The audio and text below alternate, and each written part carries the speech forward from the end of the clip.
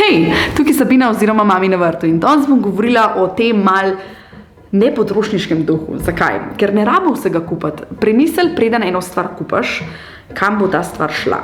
Veliko stvari oziroma večina stvari se ne da predelati oziroma reciklirati. Zato se jaz vedno vprašam, preden neko stvar kupam, ali je to orodje za vrt, ali je to pohištvo, ali karkoli, ali bi lahko to stvar dobila rabljeno. Če ne dobim rabljene stvari, ali iz trajnostnih materialov, kako bom lahko to stvar kasneje predelala. Recimo iz majic lahko naredimo vrečke, iz orodja lahko naredimo pač tisto, recimo vrtnega orodja naredimo iz tiste palice, označevalec za vrt. Pač na ta način začneš razmišljati in pol vidiš, to je pa res, mogoče bi pa raj, če zbiraš med plastiko, pakovino in lesom ali pa lesom, zbereš les, naravne materiale. Take stvari, ki se jih da predelati oziroma da jih lahko še enkrat uporabiš, če pač kot prvotni namen več te stvari ne bojo mogle služiti. To je bilo za danes, upam, da ti je bilo všeč, če imaš še kakršnokoli idejo, mnenje, mi napiš spodaj in drugače se pa gledamo naslednjič. Čau!